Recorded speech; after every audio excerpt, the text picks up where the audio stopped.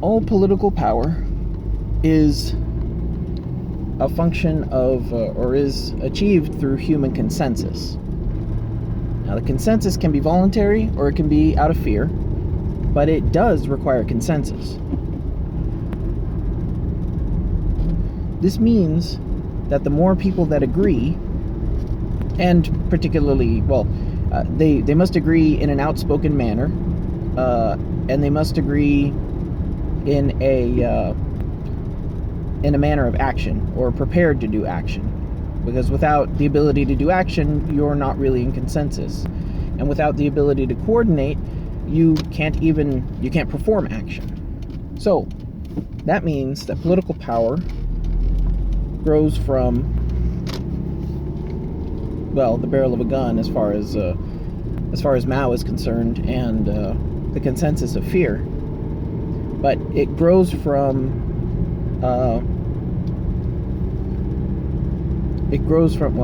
community. So it grows from communication, and it grows from agreement. Because without communication, there can be no agreement, and without communication, there can be without agreement, there can be no action. This means that anything that creates disagreeability, and I'm thinking about libertarianism,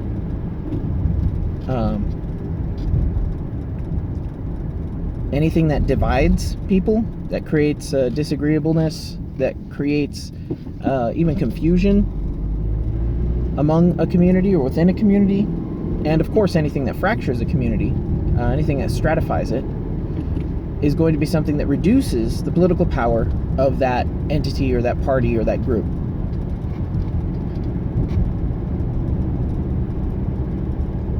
I think that's categorically true. I'll have to think about it some more. If you have ideas of how those statements are wrong, please let me know. I'd be interested to know. But it must be a level of consensus, and consensus of, that's interesting. So, because action is required, you also require people who are capable of action. Now, and I refer specifically to physical action, or coordinated efforts of, even rioting or protesting, or putting together a posse or a militia, and none of that, or all of those things, are equally action. They're all grouping, including providing support, coordinating support, bolstering supply lines, things like that. These are all things that are somewhat passive, certainly not violent, but things that can support a political act, or support any action. Now, what's interesting is I say political action and then I correct myself, but actually I think any action is some form of political action, because any action is a coordinated effort, unless it's undertaken by an individual person. But any action is political action because it has goals in mind, unless it's, just like messing around or something. You could go release a bunch of balloons and be like, ha, balloons. Join the balloon party today. We believe in balloons. And that's actually, hilariously, the reason that libertarianism doesn't work is because it doesn't have sufficient planks in its platform to provide, to stretch the metaphor, proper footing for people to play tug-of-war on. So people talk about tents, and the tent, does this political party have a big tent, or is it a little tent? Is the tent growing or shrinking? And the size of the tent is actually kind of important, because I'm realizing that the tent can't be too small, but it also can't be too large. The problem of the large tent is evident in the Libertarian Party, in that the Libertarians are in such a huge tent because the tenets of the Libertarian Party are so simplistic, the planks are so few, that you get, be cool to each other, be nice to each other, don't hurt me or I'll hurt you, and, I don't know, have a nice day or something. It's like the non-aggression principle is pretty standard within libertarianism, but those are 3 planks, basically. You've got 3 rules. And much like the balloon party, where the party that believes in balloons, and if you believe in balloons, you can become a member of that party, well, that's really great. But when they all get together at the Balloon Party convention and say, okay, so what does the Balloon Party think about abortion? They're going to get split. It doesn't work that way. You need a majority. Probably a 2/3 of agreement would be ideal, or would be good. 3/4 agreement would be ideal to form a party that is operating in concert as a party that has shared ideals and ideas, and has enough planks on its platform that the people that are in the tent actually agree on things, and agree on things to the point that they're willing to perform action. Now, I said that like it would have to be physical action, or even to an extent, a kind of military action, but that's really not true, because, like I said, you can do supporting actions for things like that. There's actually supportive evidence.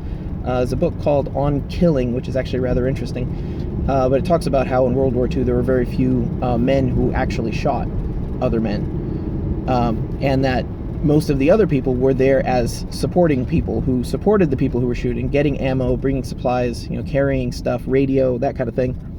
Those were all people that were not shooting other people, but were generally shooting over the heads of people. Unfortunately, we've gotten kind of beyond that in the dehumanized and desensitized reactionary violence that we've trained, America in particular has trained its soldiers to perform. Although that organized military action like that, and large armies fighting other large armies, is giving way to a fourth generation warfare of, this is quite a tangent. The point is, there don't need to be very many door kickers. There don't need to be very many shooters. What is more important is supply lines, is organization and cohesion, agreement, community. And at least the willingness to perform the action, because if you can't fight, then you can provide supplies, and if you can't provide supplies, you can provide information. If you can't provide information, you can at least stomp twice when the bad guys are coming, that kind of thing. You could do something, but if you're unwilling to do those things, then you're unwilling to do action, which means you probably don't really agree too much on your principles, or probably don't believe too strongly in your principles, such that you're willing to risk your neck or your life in any way, even in any small way, or even your freedom in any small way, for your ideals. So the question is, I guess it is a question of fervency. So what is the party, is the group founded upon planks, sufficient planks that you can get a group together that will be in agreement most of the time, 2/3 of the time at least. And once and are those planks hills you're willing to die on, essentially? Are those things that you're willing to fight for? Because if you're not willing to fight for them, then you're useless. You're a waste of resources, actually. Because if you participate in the community, you are in some ways absorbing things from that community. Now, it's a little different in the electronic age, where I can send out electrons to 10,000 people. It doesn't exactly absorb a lot of resources for me to send. Compared to me sending out mailers or newsletters to 10,000 people, when only 200 of them are actually fervent enough to do something, to perform action, to maintain whatever the party's principles are, or whatever people are trying to accomplish. And everything just becomes more watered down. So this is the idea. I'm not sure if I completed that thought. The libertarian tent is so big that it actually, people go into that tent and then build their own tents, pitch their own tents within that libertarian tent, because it is so big. And the result is people who are unfocused and unable to agree on things, and constantly infighting, because there's not sufficient planks to create unity in any way in that party, so-called party. So that is the downfall of libertarianism. It is not a bad idea. It is just not an idea that is well fleshed out. It needs more. It needs more detail. It needs more nuance. It needs to be filled out a little bit more, and it probably needs to be split. The Libertarian Party could probably split maybe 3 different ways. 2 might be a problem. 3 or 4 would probably be ideal.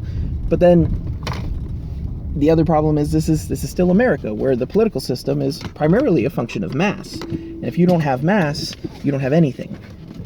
So fervency is something that is important, beyond the political ideas. In a society, you're not even creating a society or a civilization of a bunch of people who don't care about each other and can't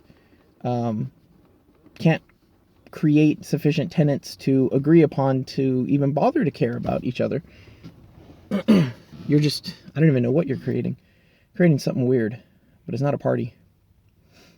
So it is a function of agreement. It is a function of morals and values and tenets that you can agree upon, and having enough of them, having a critical mass of them, such that all of you can not only agree, but really agree, strongly agree enough to perform action, to get out there, to drop leaflets, to talk to people in the streets and the highways and byways and all that, to pool money and resources together to accomplish goals. Because without that unity, you have no resources, you have no mass, you have no human effort behind what you're trying to accomplish. And it's nonsense. It's playing around. It's Reddit socialism. It's saying, oh, well, obviously this would work, but, in a frictionless vacuum, it would be just fine.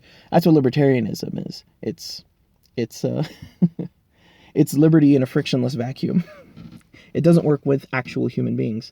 And that much is obvious to anyone who's been in the party or been a part of it for long enough, which I have and certainly was part of. But it's idealism. I have to think about this some more.